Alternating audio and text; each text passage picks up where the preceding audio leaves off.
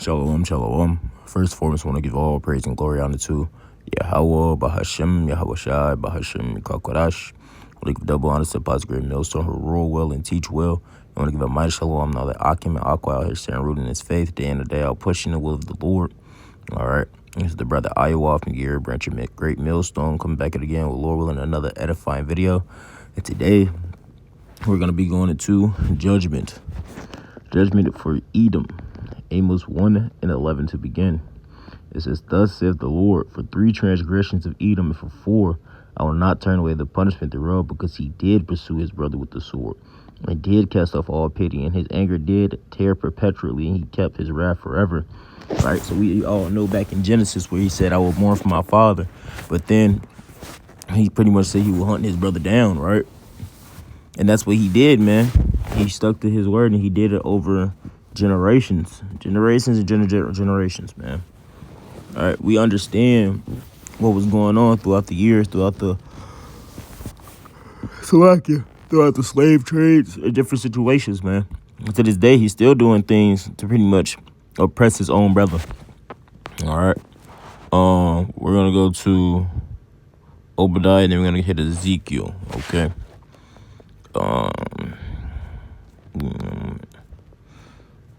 I'm going to get verse 10, Obadiah 1:10. It says, "For thy violence against thy brother Jacob, shame shall cover thee, and thou shalt be cut off forever."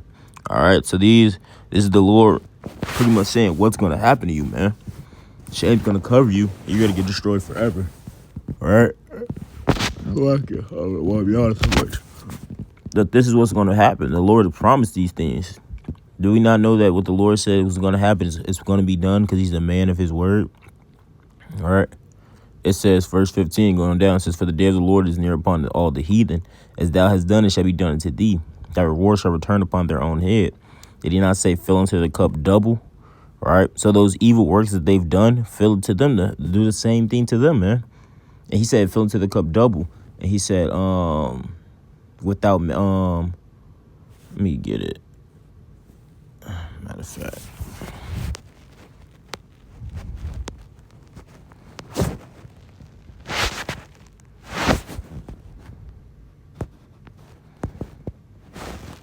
Can't spell right now.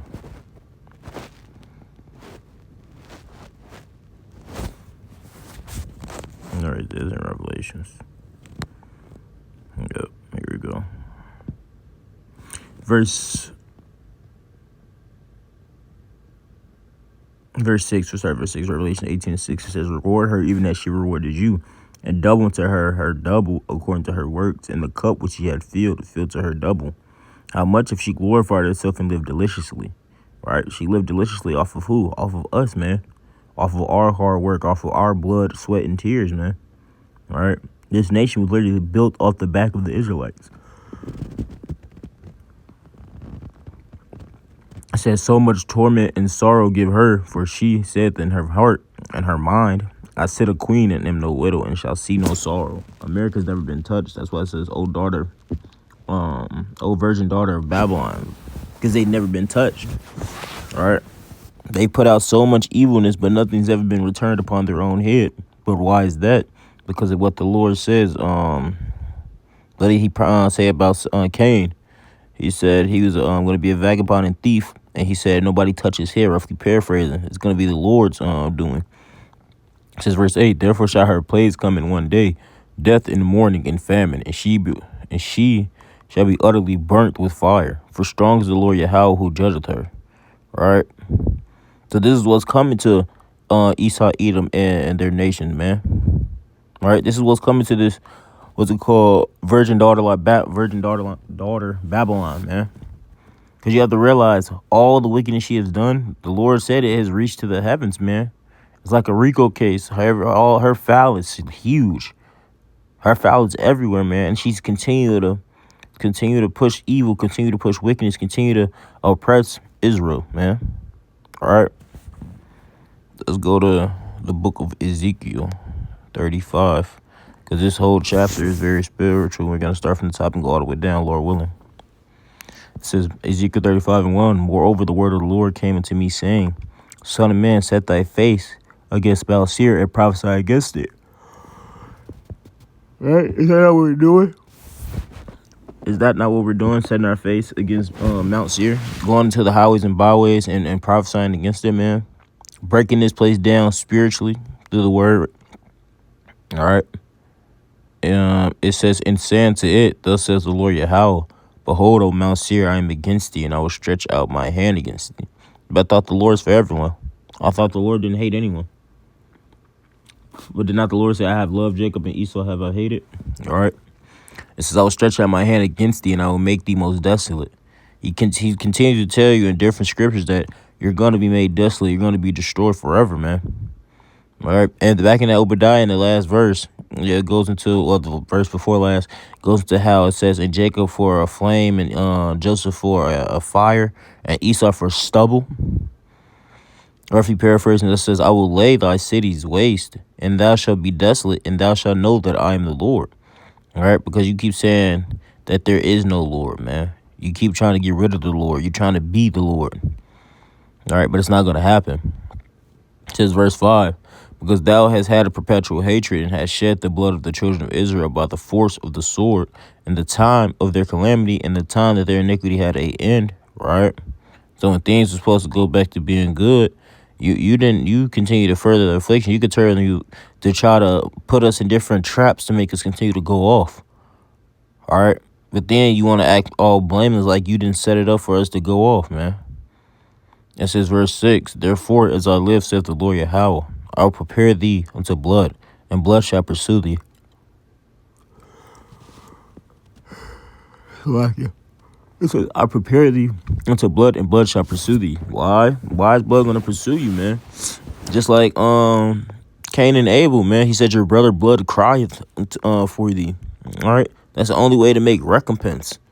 What's it called? Bringing out others' blood. You love killing everybody else, man. You love the thirst for blood, man. It says, verse 6 again, therefore as I live, saith the Lord Yahweh, I will prepare thee unto blood, and blood shall pursue thee. Sith thou hast not hated blood, even blood shall pursue thee. All right. It says, thus will I make Mount Seir most desolate, and cut off from it him that passeth out, and him that returneth. So your whole nation is done.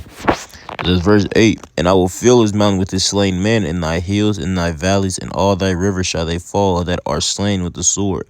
Did not say it shall be blood up to the horse's bridle, on the Lord's garments?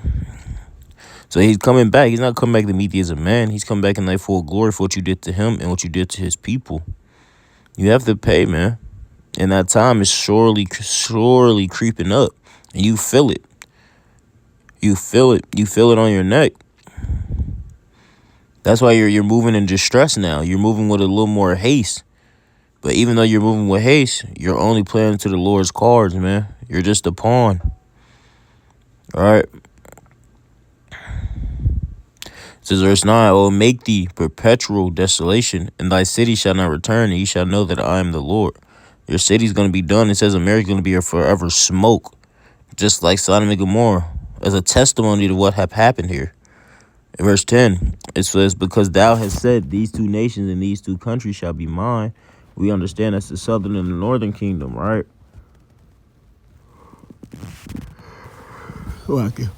It says, these two countries and these nations and these two countries shall be mine. We will possess it, whereas the Lord was there. He was there that whole time you were talking and plotting.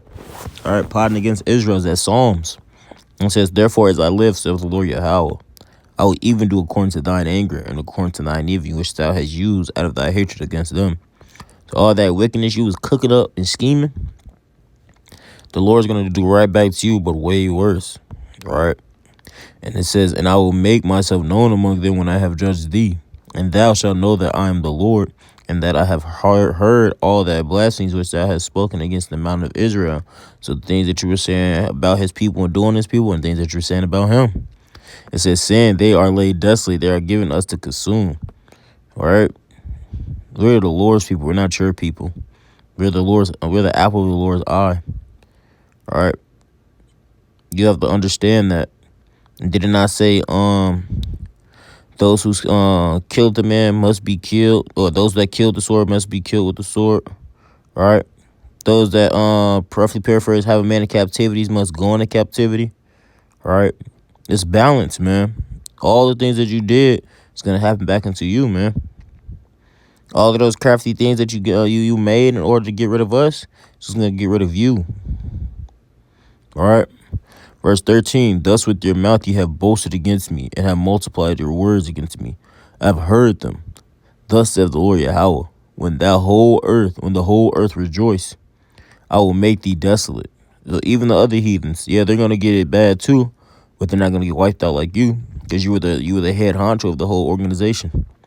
This is verse 15. As thou did rejoice at the inheritance of the house of Israel, because it was so desolate, so will I do thee. Thou shalt be desolate, O Mount Seir, and all the Idumea, even all of it, and they shall know that I am the Lord. All right. So this is a decree. This is a decree against you, man. This is what's to come to all of you Edomites who thought stuff was sweet all this time. All right. Your punishment is coming swiftly. All right. Now it's going to start at the house of Israel, but where's it going to next? Our punishment is only going to last so long. Yeah, it's called Jacob's trouble, but it's really going to be Esau's trouble, man. The transition, the transition is happening. We're going through a transition right now, gradually. All right, everything's going to be changed over back to us. You're no longer going to be at the top. All right, you can get Isaiah 47. Actually, it says Isaiah 47:1. Come down and sit in the dust, O virgin daughter of Babylon. Sit on the ground. There is no throne, O daughter of the Chaldeans. For thou shalt no more be called tender and delicate. We was going back into that earlier. They've never been touched. They've never seen any type of sorrow. They've never seen any bad days. Everything that happened to them was self-inflicted. It says, verse 2, take the millstone and grind meal. Uncover the locks, make bare the legs, uncover the thigh, and pass over the rivers, all right? You're going to stop all of this. Money making is going to cease. All of those hidden things that you've been doing. The Lord says also in Obadiah, who shall search me out? It's the Lord searching you out. He's the one that's exposing you. It says verse 3 right there, thy nakedness shall be uncovered, yea, thy shame shall be seen. I will take vengeance, and I will not meet thee as a man. He's not coming back as a man. He's coming back in his full glory. Right? He's not coming back. He said, I have not come to bring peace, but a sword. All right? He's telling you all of these different things, the different scriptures of how he's coming back to return and what his plan is when he returns. But what do? You continue to let your pride puff up and continue to think that you are going to be able to fight against the Lord. Your Space Force isn't going to do anything for you. Your military isn't going to do anything for you. Hiding in these mountains that Revelations tell the mountains to fall on us isn't going to do anything for you. The Lord is coming and his people are coming for you. All right? Nothing you can do can stop what's coming for you. This is your final destination, just like the movie, man. You can't outrun death. The same way you try to do other people, it's the same thing that's going to happen to you. Thou have not shown no mercy, shall not receive no mercy. All right. So with that, Lord willing, this video was edifying. I want to give all praise and glory and honor to Yahweh, Bahashem, Yahweh Shai, Bahashem, Kakodash. I want to give another shalom to all the Akim Aqua Seru in this faith and truth. Call me Yasharallah. Above, chemotherapy 2025.